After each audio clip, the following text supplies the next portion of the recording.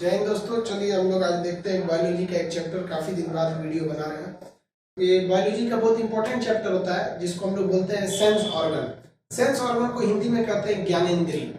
Sense organ यानी हिंदी में कहेंगे तो इसको कहते हैं ज्ञानेंद्रिय। ज्ञानेंद्रिय क्या होता है कि वैसे अंग शरीर के जो हमें बाहरी वातावरण का ज्ञान कराते हैं उन्हें हम ज्ञानेंद्रिय कहते हैं। बाहर क्या हो रहा है इसका पता चलने वाले अंगों को हम कहते हैं ज्ञानेंद्रिय। इनकी संख्या 5 होती है। कौन कौन से 5 ज्ञानेंद्रियां होती है, चलिए इसको समझते हैं। सबसे पहला जो होता है वो स्किन होता है, त्वचा। दूसरे नंबर पे, इसमें नंबर की कोई सीक्वेंस नहीं होती, त्वचा होगी, ये बाहरी कोई स्पर्श कर रहा है, टेम्परेचर क्या है उसका ज्ञान करा देगा।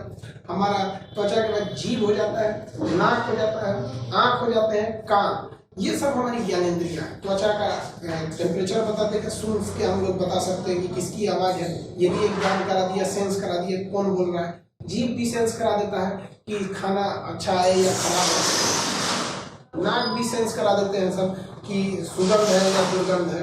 उसी प्रकार से आंख भी सेंस करा देते हैं। इन अंगों के इन 5 समूह को हम लोग सेंस ऑर्गन या ज्ञानेंद्रिय कहते हैं।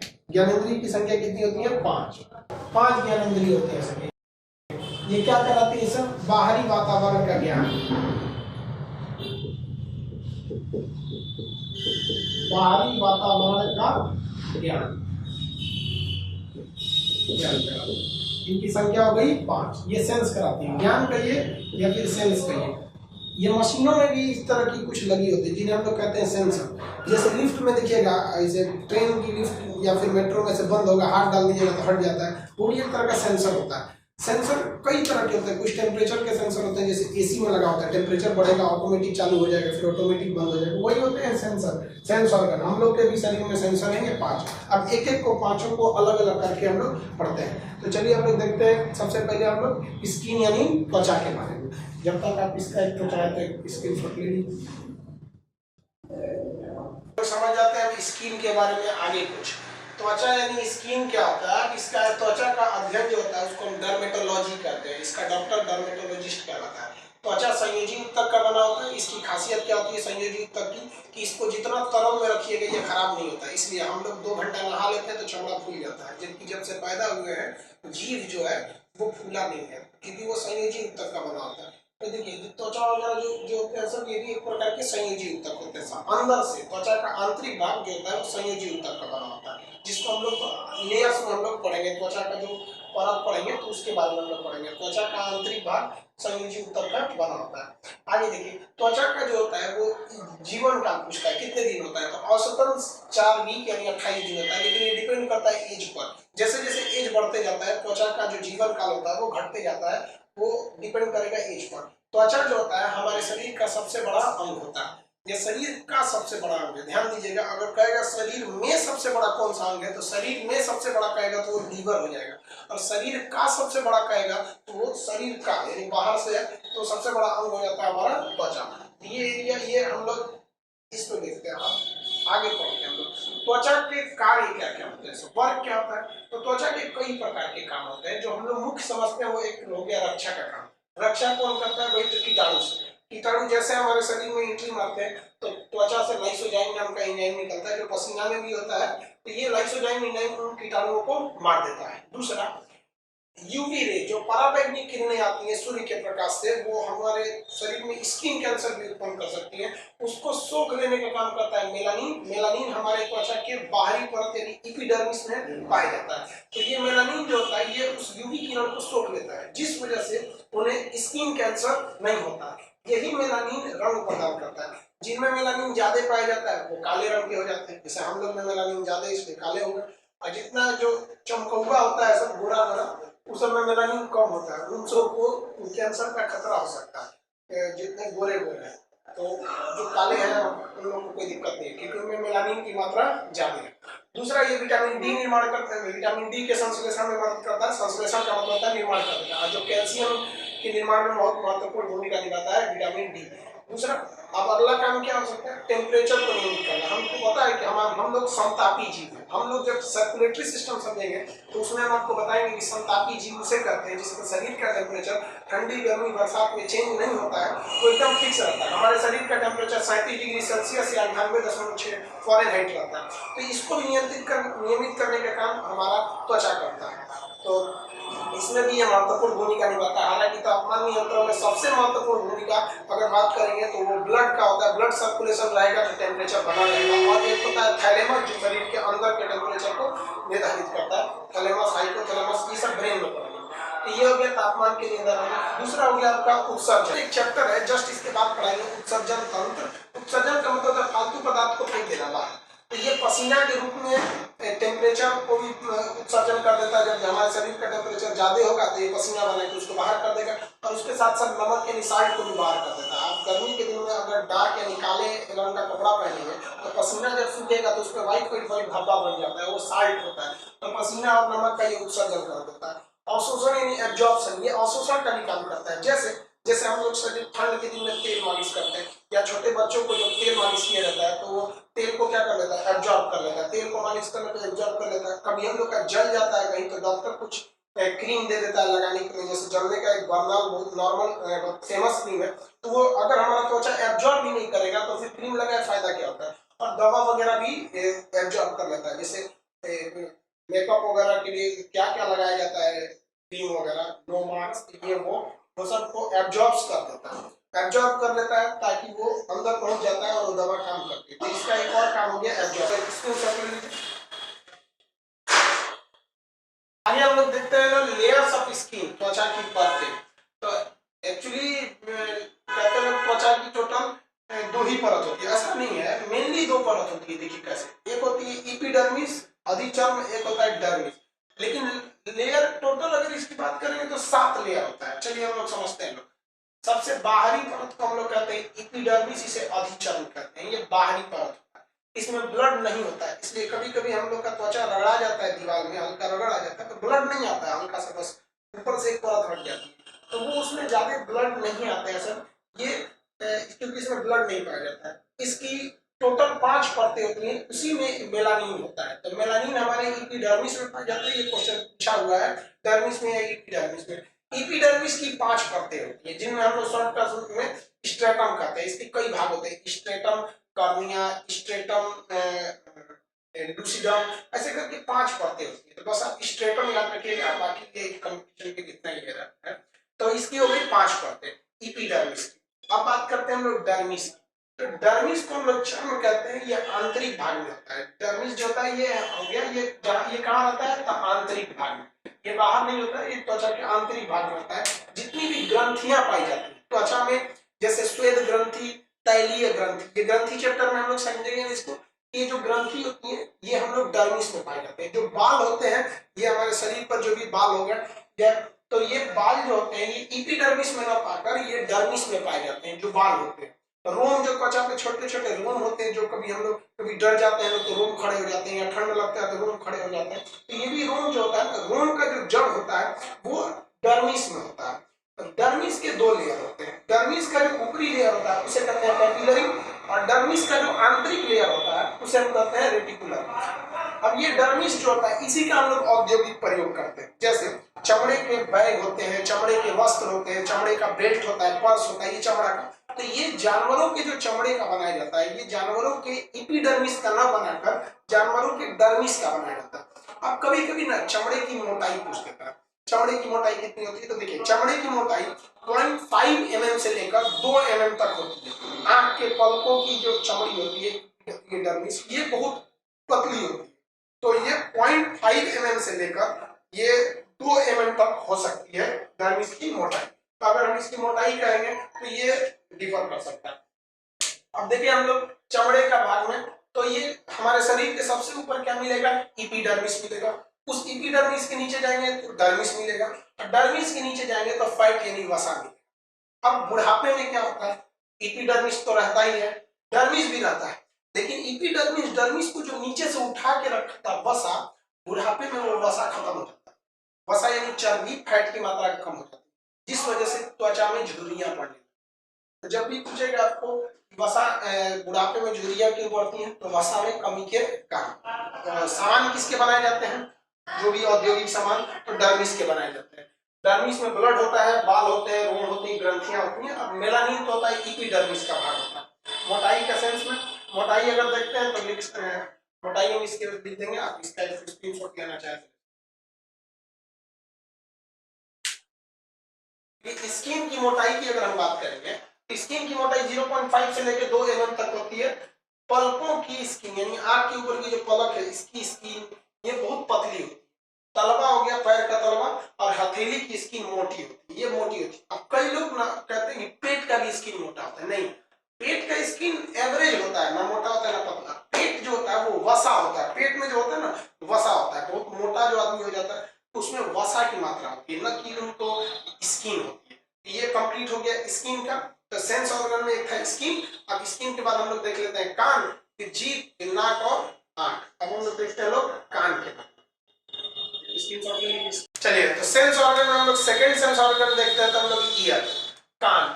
कान का काम जानते हैं हम लोग, साउंड को सुनता है। साउंड जो होता है कान पर 1/10 सेकंड तक यानी 0.1 सेकंड तक रहता है। अगर हम लोग एक से दूसरे आवाज में 0.1 सेकंड का ओवर गैपिंग नहीं रहेगा ना, तो एक आवाज दूसरे आवाज में ओवरलैप कर जाएगी। ये फिजिक्स में हम लोग पढ़ेंगे, इकोस्टिक जब पढ़ाएंगे तब इको जब आता है तब उसके बारे में बताएंगे। देखिए, कान के भी दो भाग होते हैं, एक बाहरी कान होता है, एक आंतरिक कान होता है। ये जो बाहरी कान है इसे हम लोग पिन्ना या कण पल्लव कहते हैं, ये बाहरी भाग होता है। इसका काम क्या होता है, ये बैलेंस बनाने का काम आता है। तो अभी ना ये हम लोग के लिए एक अवशेषी अंग हो गया है, ये कार्टिलेज का बना होता है, इसमें हड्डी नहीं होती है, कार्टिलेज होती है। यानी मरने के बाद आदमी का जो कंकाल मिलता है, तो कंकाल में आपको ये कण पल्लव नहीं मिलेगा, क्योंकि वो कार्टिलेज का होता है। कार्टिलेज अभी स्केलेटन सिस्टम में पढ़ाएंगे, नरम हड्डी को कार्टिलेज कहते हैं। ये हो गया, ये अवशेषी हो गया। अवशेषी अंग उस अंग को कहते हैं जो अभी शरीर में है लेकिन अभी ये काम नहीं कर रहा है। अभी इसका आप एक ही काम देखेंगे, या तो चश्मा लटकाने के काम में आ रहा है, आजकल कोरोना से बचने के लिए मास्क लोग फंसा रहे हैं, नहीं तो यहाँ पे बाली पहनते हैं। तो इसका एक मेन काम नहीं है शरीर के अंदर में, ये नहीं भी रहेगा चलेगा, लेकिन इसका मेन काम क्या था, तो ये बैलेंस करने का काम कर रहा था। अभी वर्तमान में ये एक अवशेषी अंग हो गया, वेस्टिलेज अंग है। बैलेंस कैसे, आप जानवरों को देखिएगा ना, जानवरों को अगर लगेगा कि कोई खतरा आने वाला है, जैसे कुत्ता को देखिएगा कोई इधर उधर कुछ खटपट करे तुरंत कान खड़ा कर देता है, गाय भैंस तुरंत कान खड़ा कर देता है। तो उन लोगों में ये अवशेषी अंग नहीं है, लेकिन हम लोग में ये कार्टिलेज, ये पिन्ना जो है ये अवशेषी अंग, हम लोग इसको हिला डुला नहीं सकते। कुछ विद्यार्थी भी हिला डुला सकते हैं सब, उन लोगों में शायद पिछले जन्म का कुछ लक्षण छूट गया। हम लोग जानवर लोग हिला सकते हैं, हम लोग नहीं हिला सकते। ये हो गया। अब ये कान का जो बनावट है ना, ये इसको भी देखेंगे कई पार्ट में, तो उसके बाद 7 भाग होते हैं। ये आपके किसी काम लायक नहीं है कि 7 भाग आपको बताऊं। अब 2 भाग आप जरूर याद रखें। ये सबसे ऊपरी ये जो घुमावदार भाग देख रहे हैं ये ऊपर का, इसे हम लोग कहते हैं हेलिक्स, ये घुमावदार भाग। और ये जो सबसे निचला भाग होता है उसे कहते हैं लेबुला। लेबुला का यूज होता है कि लड़कियां इसमें बाली पहनती है, लेबुला। अब कई लोग तो हेलिक्स तक बाली पहन लेती है, यहाँ से यहाँ छेदवा के। बाप रे, पैसा लोग से भाई, माँ बाप का क्या करना है, छेदवा दिया, 250 रुपया लगता है छेदवाने, पति न समझेगा उसमें पहनाने में सोना का, उसका पूरा जिंदगी खत्म हो जाएगा। तो फिर ये तो लेबुला हो गया।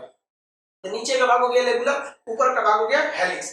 कार्टिलेज का बना होता है। अभी ये हम लोग में अवशेषी अंग है, ये जानवरों में ज्यादा काम करता है, बैलेंस बनाने का काम करता है। बैलेंस बनाने के काम में पूंछ भी आता है। जानवरों की जो पूंछ होती है, लेंगरी बोलते हैं जिसको, वो पूंछ भी बैलेंस बनाने का काम करता है। इसलिए देखिएगा जानवर जब भागेंगे सब तो कान खड़ा करेंगे सब, पूंछ एकदम सीधा करके भागेंगे सब। बंदर को देखिएगा जब पूंछे दीवार पे चढ़ेगा ना, तो पूंछ को एकदम 90 डिग्री पे करके खड़ा करेगा एकदम, ताकि उनका बैलेंस बना रहे। गाय भैंस भी खूंटा उखाड़ के भागेंगे सब, पूरा पूंछ ऊपर रखे रहते, तो बैलेंस बनाने का काम करता है हमारा कण पल्लव या पिन्ना। तो ये बाहरी भाग है। अब हम समझते हैं आंतरिक भाग के, कान का आंतरिक भाग जो मेन सुनने का काम करता है। तो ये समझ गए, इसको स्क्रीनशॉट लीजिए, फिर हम आंतरिक भाग को समझते हैं। देखिए, अब हम समझते हैं कान की आंतरिक परत। हम लोग कान की बाहरी भाग को देख लिए थे, ये कण पल्लव या पिन्ना हो गया। अब इसके अंदर एक नली जाती है जिसे हम लोग कहते हैं कैनाल। तो वो नली चली गई कैनाल, वो नली कहाँ जाती है, ईयर ड्रम पर, कान के पर्दे पर। उसको ड्रम क्यों कहते हैं, क्योंकि उसका बाहरी भाग ढोल के वो सतह की तरह होता है, ईयर ड्रम पर। जैसे आवाज ईयर ड्रम पर जाती है कैनाल को, ये कान के बाहरी भाग, ये हो गया हमारा कैनाल, ये हो गया हमारा कैनाल। कैनाल के पास लगा होता है ईयर ड्रम। तो ध्वनि जैसे साउंड इधर से प्रवेश करती है, साउंड यहाँ से, ये हो गया हमारा साउंड वॉइस। तो ये साउंड इधर से प्रवेश करता है तो इस ईयर ड्रम पर पड़ता है। ईयर ड्रम पर कंपन उत्पन्न होता है, ये कंपन को उत्पन्न करता है। कभी कभी कान के पर्दे में छेद हो जाता है तो कंपन अच्छा नहीं उत्पन्न हो पाता है, इसलिए उतनी अच्छी आवाज नहीं सुनाई देती है। तो ये ईयर ड्रम हो गया, इसी को हम कहते हैं कान का पर्दा। अब ईयर ड्रम के बाद आगे जाता है ऑसिकल्स पे।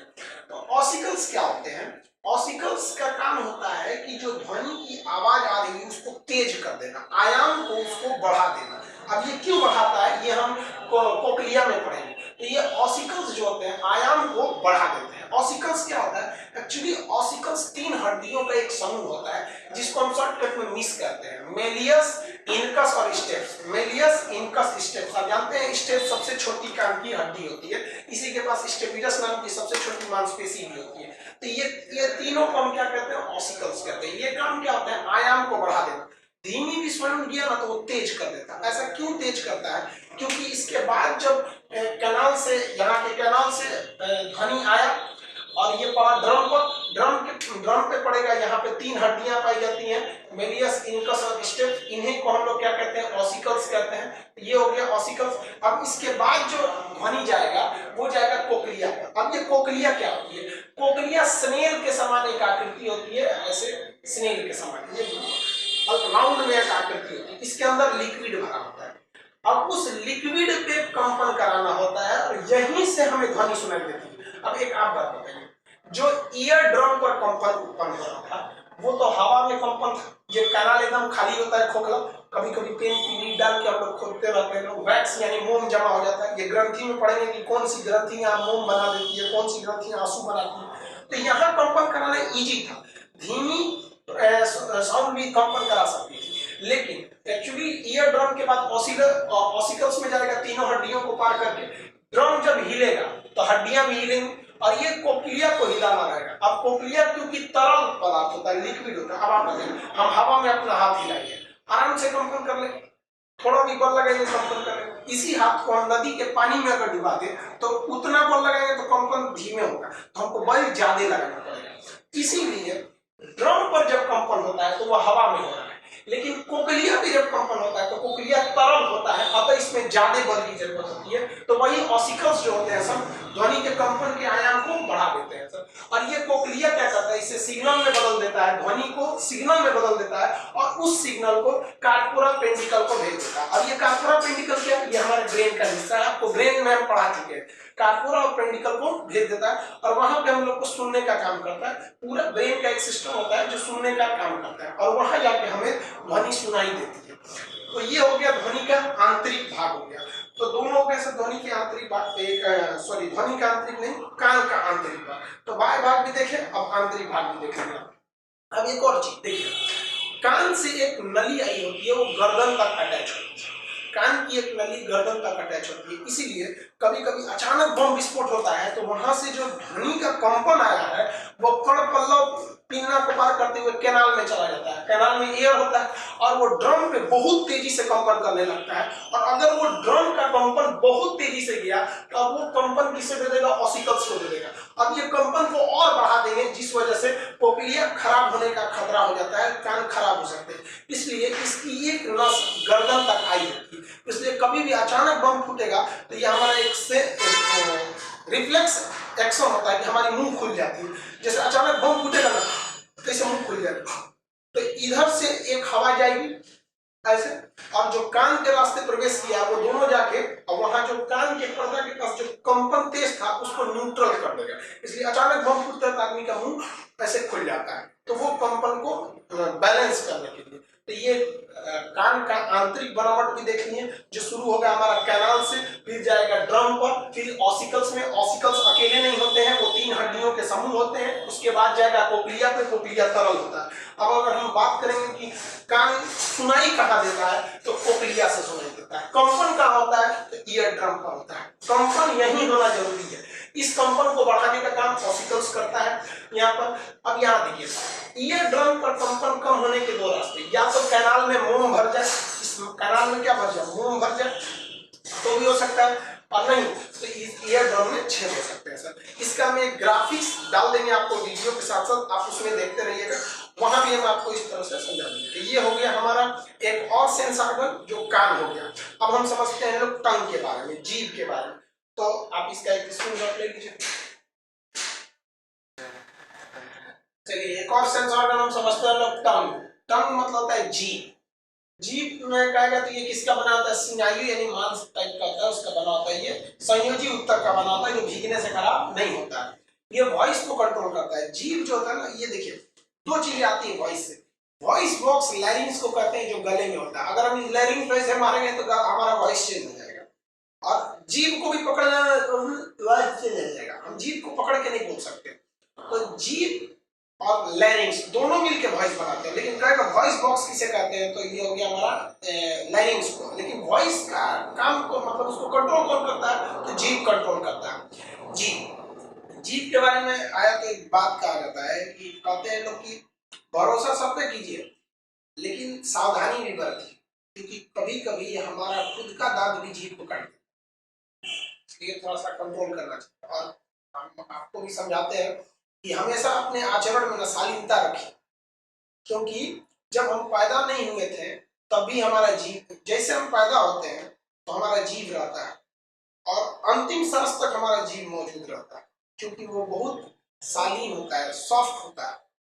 और हमारे पैदा होने के बाद निकलता है दांत, और मरने से पहले टूट के खत्म हो जाता है, क्योंकि वो बहुत हार्ड होता है।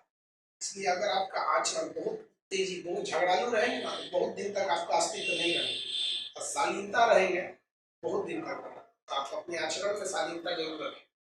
देखते हैं हम लोग आगे इसके बारे में, जीभ के बारे में। तो जीभ का सबसे बड़ा काम क्या हो जाता है, तो जीभ का सबसे बड़ा काम क्या होता है, वो स्वाद को बताना। वॉइस कंट्रोल करता है। दूसरा काम क्या होता है इसका, स्वाद, स्वाद कंट्रोल। स्वाद को भी यही बताता है। एक्चुअली स्वाद कैसे कंट्रोल किया जाता है, कैसे बताता है स्वाद में, तो जीभ में ना 10,000 छोटे छोटे स्वाद कणिक यानी टेस्ट बर्ड पाए जाते हैं। वो छोटे छोटे दाना की तरह होता है। आप अपने जीभ को देखिएगा, ये कब ज्यादा दिखने लगता है, जब गर्म चाय पीजिएगा तो वो ना बर्ड जो होते हैं, ये टेस्ट बर्ड कहिए या स्वाद कणिका, ये जल जाते हैं और थोड़ा सा ऊपर आ जाते हैं। तो आदमी देखिएगा ना, गर्म चाय पी लेगा, उसको एक हफ्ता तक टेस्ट पता नहीं चलेगा, ऐसे ऐसे करके घूमेगा। गर्म चाय पीने की जरूरत क्या है, थोड़ा सा रुक जाइए। तो वही जो स्वाद कणिक होते हैं वो फूल जाते हैं, फिर काम नहीं करते, फिर धीरे धीरे वो सही होते हैं, तब स्वाद लगता है, वो बताने लगते हैं स्वाद। अब ये जो टेस्ट बर्ड होते हैं, स्वाद कणिकाएं, इनकी संख्या 10,000 होती है। और इनका जो साइज होता है ना, जैसे जैसे हम जीभ के पिछले भाग में जाएंगे साइज बड़ा होता जाएगा। देखिए हम यहाँ बता दिए हैं, साइज को तीर दे के बता दिए कि जैसे जैसे पीछे जाएंगे साइज क्या होता जाएगा, बढ़ता जाएगा। अब आप जीभ में भी खोल के देखिएगा, आगे का बर्ड छोटा होता है, अब पीछे का जो बर्ड होता है टेस्ट बर्ड यानी स्वाद कणिका, वो बड़े होते हैं। जानवरों में तो ये बहुत बड़े बड़े पाए जाते हैं जीभ। तो ये हो गया मानव का जीभ। अब ये बर्ड जहां नहीं पाया जाएगा वहां तो टेस्ट पता ही नहीं चलेगा, क्योंकि टेस्ट तो बता रहा था ये स्वाद कणिक यानी टेस्ट बर्ड बता रहे थे। तो जीभ का जो पिछला भाग होता है वो नो टेस्ट जोन होता है, वो टेस्ट बताता ही नहीं है, क्योंकि वहां कोई किसी भी प्रकार का बर्ड पाया ही नहीं जाता है, टेस्ट कणिका नहीं पाई जाती, इसलिए वो टेस्ट को नहीं बताता। अब आप फिजिक्स में जब पढ़िएगा तो फिजिक्स में आपको बताएंगे कि गर्म खाना स्वादिष्ट क्यों लगता है, उसमें सरफेस टेंशन का काम होता है, वो बायोलॉजी का हिस्सा नहीं है। अब हम लोग टेस्ट जोन देख लेते हैं, 4 टेस्ट जोन होते हैं। तो देखिए सबसे पश्च यानी पिछला, पश्च मतलब होता है पिछला भाग, वो तीखा को बताता है, इंग्लिश में कहते हैं बीटर। अब इसी में शॉर्टकट याद रखिएगा, तीखा, इसको लोग कड़वा भी बोलते हैं। ये तीखा, तीखा ख हो गया, ख से जस्ट इसके बगल वाला हो गया खट्टा, तो खट्टा बताएगा इधर वाला, और उसके नीचे नमकीन। खट्टा और नमकीन हल्का मैच करते रहते हैं, सब बहुत ज्यादा काम तो नहीं होता। ये हो गया खट्टा, ये हो गया नमकीन, और सबसे आगे का भाग हो जाएगा मीठा।